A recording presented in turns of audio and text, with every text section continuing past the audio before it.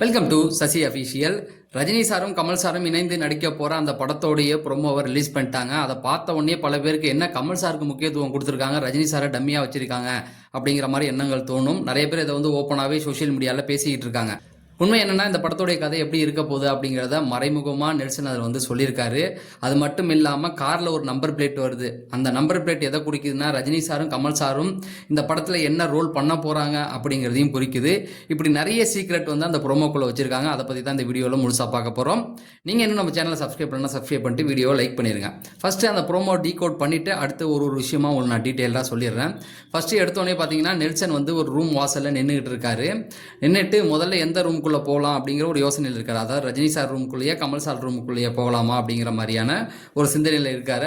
இப்போ அந்த சைடில் பார்த்தீங்கன்னா, அவங்க நிற்கிற செவருக்கு பின்னாடி 2 போஸ்டர் ஒட்டப்பட்டிருக்கு. ஒன்று காட்ஃபாதர், இன்னொன்று பார்த்தீங்கன்னா once upon a time in America அப்படிங்கிற 2 போஸ்டர் ஒட்டப்பட்டிருக்கு. காட்ஃபாதர் அப்படின்னாவே அது கமலஹாசன் தான் குறிக்கும். அங்கே போஸ்டர்லையும் பார்த்தீங்கன்னா முதல்ல கமல் சாரை ரெஃபரன்ஸ் பண்ணுற மாதிரி காட்ஃபாதர் ஒட்டப்பட்டிருக்கு. 2வது இடத்துல once upon a time in America அந்த போஸ்டரும் ஒட்டப்பட்டிருக்கு. இப்போ காட்ஃபாதர் படத்தை பற்றி சொல்லணும் அப்படின்னு பார்த்தீங்கன்னா, இந்த 2 படத்தோடைய ரெஃபரன்ஸ் எதுக்கு வச்சிருக்காருன்னா, இந்த படம் எப்படி இருக்க போகுது அப்படிங்கிறத முழுமையாக சொல்லிட்டாரு. இப்போ காட்ஃபாதர் படம் கதைக்கு ரொம்ப அழுத்த திருத்தமான கதை இருக்கும். நடிப்புக்கு ரொம்ப முக்கியத்துவம் கொடுக்கப்பட்டிருக்கும். குடும்ப உறவுகளை மையப்படுத்தி அதை எடுத்திருப்பாங்க. காட்சிகள் ரொம்ப ஸ்டைலாக இருந்தாலும் ஸ்டோரி ரொம்ப ஸ்ட்ராங்காக இருக்கும். கேரக்டர் டெப்த்தும் பார்த்தீங்கன்னா ரொம்ப சூப்பராகவே இருந்திருக்கும். மாஸ் ஹீரோயிசம் அதில் இருக்காது. ஆனால் கதை ரொம்ப ஸ்லோவாக போகும். அதில் ஸ்கிரிப்ட் படி அந்த ஹீரோ எப்படி எல்லாரையும் பிரச்சனைகளை எதிர்கொள்கிறாரு மாஸ் இல்லாமல் சொல்லியிருப்பாங்க. அதே once upon a time in America இது ரஜினியை ரெப்ரசன்ட் பண்ணுது. எப்பிக் ஸ்டைலில் இந்த படம் இருக்கும். இந்த படத்துடைய மேக்கிங் பார்த்தீங்கன்னா ரொம்ப ஸ்டைலாக இருக்கும். ஒரு குறிப்பிட்ட கால பின்னணி இருக்காது. அதாவது ரொம்ப வருடங்களுக்கு முன்பு, அதுக்கப்புறம் இப்போ, அப்புறம் எதிர்காலம் இதை குறிப்பிடும். காட்ஃபாதரும் அதே போல தான். ஒரே கட்டத்தில் நடக்கிற கதைகளில் டான் அவங்கள பற்றி சொல்கிற மாதிரி தான் இருக்கும். அதுதான் இதில் கான்செப்ட் படி பார்த்தீங்கன்னா 2 படமும் ஒரே இதில் தான் இருக்கும். அந்த டான் இந்த மாதிரியான விஷயங்களை குறிக்கிற மாதிரி தான் இருக்கும். ஒரு காலகட்டத்தில் நடக்காமல் முந்தைய காலகட்டம், அப்புறம் இப்போ நடக்கிறது ஃபியூச்சர் அப்படிங்கிறத குறிக்கிற வண்ணமாக அது இருக்கும். இது எல்லாத்தையும் தாண்டி ஒரு படம் கதைக்கு முக்கியத்துவம் கொடுத்து அந்த கிளாஸாக அப்படியே போயிட்டு இருக்கும். அது கமல் சாரையும், இன்னொரு படம் மாசாக இருக்கும். அதை தான் இதில் அவர் சொல்லியிருக்காரு. ஸோ இதை பார்க்கும்போது இது இந்த கதை எப்படி கொண்டு போக போகிறாரு அப்படிங்கிறத நமக்கு தெளிவாக சொல்லிட்டாரு. இப்போ அனிருத் அங்கேருந்து நடந்து வந்துக்கிட்டு சமூக பிரியாவா கோகுல பிரியாவா 2த்துல ஏதாவது ஒன்று தொடுங்க அப்படின்னும் போது உடனே நெல்சன் கேட்குறாரு, இது ஹீரோயினா அப்படின்னு. ஹீரோயின் இல்லைங்க, இது ராகம் அப்படிங்கிற மாதிரி சொல்கிறாரா. இது தில்லுமுள்ளு படத்தில் ரஜினி சார் பேசினது தான். அதாவது தேங்காய் சீனிவாசன்ட்ட அந்த ராகத்தை பற்றி கேட்கும்போது இந்த வார்த்தையெல்லாம் சொல்லிட்டு வருவார். ஸோ நெல்சனுக்கே உரிய அந்த டார்க் காமெடி ஹியூமர் உள்ளே இருக்க போகுது அப்படிங்கிறதையும் மறைமுகமாக சொல்லியிருக்காரு. நெல்சன் சொல்கிறாரு, இது ராகமா, இசை தெரிஞ்ச என்னையே இவர் ஏமாத்துறாரு, அப்போ மற்றவங்களுக்குலாம் என்ன நிலைமை அப்படின்னும் போது அப்போ அனிருத் சொல்கிறாரு, ஹரஹர பிரியாவிலேயே நம்ம போயிடலாம் அப்படிங்கிற மாதிரி சொல்லிட்டு போகிறாரு. நம்மளும் இதே விஷயத்தை ஃபாலோ பண்ணலாம் அப்படின்னு சொல்லிட்டு நெல்சன் என்ன பண்ணுறாரு, 2 விரலில் ஒரு விரலில் தொடுறாரு. ஃபர்ஸ்ட் விரலில் தொடுறாரு. அங்கே அந்த பக்கம் அப்படியே கட் பண்ணால் 7ஆம் நம்பர் காமிக்கப்படுது. கமலுடைய பர்த்டே டேட்டு. கமல் சார் இருக்காரு. இப்போ அவங்க ட்ரெஸ் செலக்ட் பண்ணுறதை காட்டுறாங்க. ட்ரெஸ் செலக்ட் பண்ணும்போது 2 கலர் இருக்குது. 2மே பார்த்தீங்கன்னா ஒரே கலர் தான். அதையும் சிம்பாலிக்காக சொல்லிட்டாங்க. ரஜினி சாரும் கமல் சாரும் ஒரே மாதிரி தான், பெரியவர் சின்னவர்லாம் எந்த கணக்கும் கிடையாது அப்படிங்கிறது தான் நல்லா சொல்லியிருக்காங்க. 2ம் ஒரே கலர் தான். ஒன்று டார்க் மெரூனு, இன்னொன்று லைட் மெரூன், அவ்வளோதான். கமல் சார் டார்க் மெரூன் எடுத்திருப்பார், ரஜினி சார் லைட் மெரூன் எடுத்திருப்பார். ஃபர்ஸ்ட் எடுத்தோன்னே கமல் சார் அந்த லைட் மெரூன் கலரில் இருக்கிற அந்த கோட்டை கை வைக்க போகும்போது இவர் சொல்வார், சூப்பர் சார், ரஜினி சார் இதை தான் எடுத்தாங்க அப்படின்னோடனே உடனே இவர் டார்க் மெரூனில் கை வைப்பார். அடுத்தது ஷூ ரஜினி சார் எடுக்க போவார். அப்போ இவர் கேட்பார், super choice sir, Kamal sir இதுதான் எடுத்திருக்காரு அப்படின்னோடனே ரஜினி சார் லைட் மெரூனில் கை வைப்பார். அதே போல் பெல்ட்டு, கண்ணாடி, இதில் 2மே பார்த்தீங்க அப்படின்னா 2 பேருமே கேட்டு கமல் சார் எடுத்ததை இவர் எடுக்க மாட்டார், ரஜினி சார் எடுத்ததை கமல் சார் எடுக்க மாட்டார். அது அவ்வளோ அழகாக காமிச்சிருக்காங்க. ஸோ இது என்னன்னா 2 பேரும் மோதிக்கிற மாதிரி அப்படின்னு நம்ம நினைப்போம். கண்டிப்பாக அது கிடையாது. அங்கே என்ன சொல்ல வரார் அப்படின்னா, ரஜினி சாருடைய பாணி வேற, கமல் சாருடைய பாணி வேற. ரஜினி சாருடைய பாணியை கமல் சார் தொடரல, கமல் சாருடைய பாணியை ரஜினி சார் தொடரல. இந்த படமும் அப்படி தான் இருக்க போகுது. கமல் சாரை பொறுத்த வரைக்கும் ஆக்டிங்க்கு முக்கியத்துவம் கொடுத்து கொஞ்சம் ஆக்ஷன் வச்சிருப்பாரு, கொஞ்சம் கிளாஸாக இருக்கும். இந்த பக்கம் பார்த்தீங்கன்னா ரஜினி சார் பொறுத்த வரைக்கும் மாஸாக இருக்கும், அவ்வளோதான். அவருக்கான ஸ்டைலு, அந்த மாஸ் பஞ்சு, இந்த மாதிரியான விஷயங்கள் இருக்கும். அப்படிதான். அப்போ இந்த படத்தில் ரஜினி சாருக்கான விஷயத்தில் கமல் சார் உள்ள நுழைய மாட்டார், கமல் சாருக்கான விஷயங்களில் ரஜினி சார் நுழைய மாட்டார் அப்படிங்கிறத ரொம்ப டீட்டெயில்டாகவே நெல்சன் பிளான் பண்ணி சொல்லியிருக்காரு. அப்படி தான்.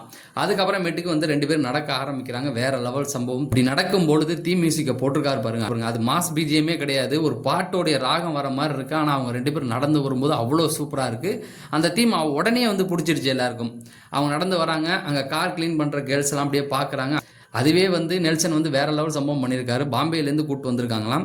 அப்படியே போகிறாங்க. போகும்போது ரஜினி சார் வந்து என்ன பண்ணுறாரு, தன்னுடைய கீயை தூக்கி போடுறாரு. கமல் சார் வந்து பிடிச்சிக்கிட்டு, கமல் சார் வந்து டிரைவர் சீட்டில் உட்கார்றாரு, ரஜினி சார் பார்த்தீங்கன்னா பின்னாடி உட்காராரு. இதுலேருந்து என்ன சொல்ல வராங்க அப்படின்னு பார்த்தீங்கன்னா, இந்த கதையை நகர்த்தி ஃபர்ஸ்ட் கொண்டு போகிறது கமல் சார் தான். அடுத்தது தான் வந்து ரஜினி சார் வருவார். காட்ஃபாதர் படம் கூட அப்படி தான் இருக்கும். ஃபர்ஸ்ட் ஒரு கேரக்டர் எடுத்துகிட்டு போவோம், அடுத்தது தான் வந்து இன்னொரு கேரக்டர் வந்து டேக் ஆஃப் பண்ணி கொண்டு போவோம். ஸோ இதில் மறைமுகமாக திரும்ப திரும்ப ஒரே விஷயத்தை தான் சொல்கிறப்ப ஃபர்ஸ்ட் ஆஃப் ஃபுல்லாகவே வந்து கமல் சாரோடைய ஆட்டம், செகண்ட் ஆஃப் அப்படியே வந்து ரஜினி சார் அதை எடுத்துகிட்டு போவார் அப்படிங்கிறத வந்து ரொம்ப தெளிவாகவும் அழகாகவுமே சொல்லியிருக்காங்க. இதில் வந்து நிறைய பேர் வந்து கமல் சாருக்கு முக்கியத்துவம் தான், ரஜினி சாருக்கு முக்கியத்துவம் இல்லை அப்படிங்கிற மாதிரிலாம் நினைக்க தேவையே இல்லை. நெல்சன் வந்து கமல் சார் உள்ளே இருந்தாவே எல்லா விஷயத்தையும் விவரமாக பண்ணுவார். அதை கரெக்டாக பிளான் பண்ணி சூப்பராகவே பண்ணியிருக்காங்க. ஒவ்வொரு சீன்லேயுமே வந்து கமல் சார் வந்து முதன்மையாக இருக்கிற மாதிரி, ரெண்டாவது வந்து ரஜினி சார் பின்னாடி வர மாதிரி என்ன அப்படின்னு பார்த்தீங்கன்னா, ஃபர்ஸ்ட் ஆஃப் கமல் சார் உடையது கதைக்களம் அவர்கிட்டேருந்து ஆரம்பித்து அதுக்கப்புறம் ரஜினி சார் அதை அடுத்த லெவலுக்கு கொண்டு போகிறாரு அப்படிங்கிறத மறைமுகமாக சொல்லியிருக்காங்க. நீங்கள் கத்தி படம் பார்த்துருந்தா உங்களுக்கு நல்லா தெரியும். கத்தி படத்தில் 2 விஜய் இருப்பாங்க. 2 விஜய்க்குமே முருகதாஸ் வந்து சூப்பராக ஒரு விஷயம் பண்ணியிருப்பார். ஃபர்ஸ்ட் ஆஃப் வந்து ஒரு விஜய்க்கு முக்கியத்துவம் இருக்கும். அப்போ 2வது விஜய் வந்து பார்த்தீங்கன்னா ரொம்ப அவர் தான் வந்து அடாவடியாக இருப்பார். அவருக்கு வந்து ஃபர்ஸ்ட் ஹாஃபில் முக்கியத்துவமே இருக்காது, சென்டிமெண்ட்டில் கொண்டு போயிருப்பாங்க. செகண்ட் ஹாஃப் பார்த்தீங்கன்னா அவர் ஒரு ஆட்டம் போடுவார். கரெக்டாக அதே விஷயத்தை தான் நெல்சன் அவர்களும் இதில் கையில் எடுத்திருக்காரு. அழகாக இந்த படத்தை வந்து அப்படி தான் கொண்டு போகிறாரு அப்படிங்கிறது அழகாக தெரிஞ்சிருச்சு. அதுக்கப்புறமேட்டு காரில் உட்காந்த உடனே தீம் மியூசிக் எப்படி போட்டும் பீத்தோன்னா பப்பி லகரி தீம் உருவாக்கியிருக்கேன் கேட்குறீங்களான்னும் போது அது இருக்கட்டும், அதுக்கு முன்னாடி படத்தில் ஹீரோ யார் அப்படின்ற மாதிரி கேட்குறாரு. அந்த பக்கம் இவர் அனிருத் வந்து நெல்சனை பார்க்கும்பொழுது நெல்சன் அப்படியே உட்காந்துருக்காரு. ஸோ இதுலேருந்து என்ன சொல்ல வராங்க அப்படின்னா, அவங்க பதிலே சொல்லலை அப்படின்னா படத்தில் 2 பேருமே ஹீரோ தான் அப்படிங்கிறத தான் மறைமுகமாக அப்படி சொல்லியிருக்காங்க. கதைக்குள்ளே இந்த மாதிரியான சில விஷயங்கள் வரப்போகுது அப்படிங்கிறதையும் இப்போ அடுத்தடுத்து பார்க்கலாம். இந்த படத்தில் MDA 777 அப்படிங்கிற மாதிரி வருது. இந்த MDA இதுக்கு என்ன அர்த்தம், மெட்ராஸோடைய பழைய நம்பராக இருக்குமா அப்படின்னு காருக்கெல்லாம் வெஹிக்கிளுக்கெல்லாம் வச்சுருப்பாங்கன்னு பார்த்தீங்கன்னா அந்த மாதிரி எந்த ரெஜிஸ்டரும் இல்லை. அதுக்கப்புறம் ரொம்ப கஷ்டப்பட்டு தேடி கண்டுபிடிக்கும் போது மிசைல் டிஃபென்ஸ் ஏஜென்சி அப்படிங்கிற மாதிரி வருது. அந்த மிசைல்லாம் பாதுகாக்கிற அது சம்மந்தப்பட்ட ஒரு துறை ஒன்று இருக்குது. அமெரிக்காவில் ஒரு ஏஜென்சி இருக்குது. ஸோ நமக்கான ஒரு ஒன்லைன் வந்து கிடைச்ச மாதிரி தான் இருக்குது. 777 அப்படிங்கிறது வந்து லக்கி நம்பர் அப்படின்னு குறிக்குது, ஸ்பிரிச்சுவலை குறிக்குது, அதுக்கப்புறம் பாசிட்டிவிட்டியை குறிக்குது. ஸோ இதுவே வந்து கரெக்டாக ஒத்து போகிற மாதிரி தான் இருக்குது. ரஜினி சார் வந்து ஸ்பிரிச்சுவல், கமல் சார் பொறுத்த வரைக்கும் பாசிட்டிவிட்டி, அது கரெக்டாக ஒர்க் ஆகுது. மிசைல் டிஃபென்ஸ் ஏஜென்சி அப்படின்னா மிசைலெல்லாம் பாதுகாக்கிற ஒரு நிறுவனம், அதாவது மிகப்பெரிய உலகப்போர் இல்லை டான் கான்செப்ட் ஏதோ ஒன்று அந்த மிசைலை பாதுகாக்கிறது கதைக்கு ஏற்ற மாதிரி தான் வருது.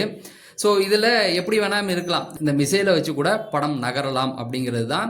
ஆனால் கரெக்டாக ஒரு சில விஷயங்களை தெளிவாகவே சொல்லிட்டாரு. முதல்ல கமல் சாரும் ரஜினி சாரும் எதிர்புதிரமாக இருக்க போகிறாங்க அப்படிங்கிறது தான் ட்ரெய்லரில் அழகாகவே அந்த ப்ரோமோவில் வந்து அழகாகவே காமிச்சிருப்பார். அவர் ஒரு ரூமு, இவர் ஒரு ரூமு, அவர் ஒரு வழியில் போகிறாரு, இவர் ஒரு வழியில் போகிறாரு. அப்புறமேட்டுக்கு 2 பேரும் ஒன்றா பயணிக்க வேண்டிய சூழல் வருது. அவங்க 2 பேரும் சேர்ந்து எப்படி பயணிக்கிறாங்க அப்படிங்கிறதும் ஸ்க்ரீன்ல எப்படி பண்ணியிருக்க போறாருன்னா, 2 பேருமே சேர்ந்து ஒரு மிஷன் பண்ணும்பொழுது 2 பேருக்குள்ளே ஒரு போட்டா போட்டி இருக்கும் இல்லையா, அதை தான் மெயினாக இதில் வச்சிருக்க போறாரு. இப்படி நிறைய இன்ஃபர்மேஷனை வந்து தெளிவாகவே வந்து நெல்சன் அவர்கள் உள்ள வச்சிருக்காங்க. கண்டிப்பாக இது வேற லெவல் சம்பவமாக தான் இருக்க போகுது. ஏன்னா இன்பன் உதயநிதி தான் தயாரிக்கிறாரு. ராஜீவ் மேனன் வந்து இந்த படத்துக்கு டிஓபி கேமராமேனாக இருக்க போறாரு. அனிருத் மியூசிக் அப்படிங்கிறதையும் தெளிவாக சொல்லிட்டாங்க. ஸோ எலெக்ஷனுக்கு முன்னாடியே இதை கொண்டு வராங்க அப்படின்னா திமுக தன்னுடைய செல்வாக்கை காமிக்க நினைக்குது. ஒரு பக்கம் சிவகார்த்தியும் அவங்க பக்கம் இருக்காங்க, ரஜினி எங்கள் பக்கம் இருக்காரு. இப்படி நல்லா எல்லா நடிகர்களும் எங்களுக்கு அரசியலில் இல்லைனாலும் வெளியிலேருந்து எங்களுக்கு ஆதரவு தராங்க அப்படிங்கிறதையும் சொல்கிற வகமாக தான் இந்த படத்தை வந்து எலெக்ஷனுக்கு அப்புறம் கொண்டு வரதா இருந்தாங்க. இப்பயே கொண்டு வராங்க அப்படின்னா நடிகர்கள் சப்போர்ட் எங்களுக்கு இருக்குது அப்படிங்கிறத காமிக்கிறதுக்கு தான் இந்த மாதிரியான வேலைகளை பார்க்குறாங்கிறது நல்லா தெரியுது. ஆனால் அந்த அரசியல் ஆட்டத்தை விட்டுடுவோம், கண்டிப்பாக படம் வேற லெவல் சம்பவம் பண்ணும் அப்படிங்கிறது நல்லாவே தெரிஞ்சு போச்சு. தமிழ் சினிமாவுடைய 1000 கோடி கனவை இந்த படம் கண்டிப்பாக தொடும் அப்படிங்கிறத சொல்லி நான் விடைபெறேன். தினமும் 8 மணிக்கு நம்ம சேனலில் சினிமா சார்ந்த ஒரு அப்டேட் வந்துடும். இந்த மாதிரி அப்டேட்டுகள் தெரிஞ்சுக்க நம்ம சேனலை சப்ஸ்கிரைப் பண்ணுங்கள். நீங்கள் இந்த வீடியோவை லைக் பண்ணீங்கன்னா இன்னும் ஒரு 4 பேருக்கு இந்த வீடியோ சஜெக்ஷன்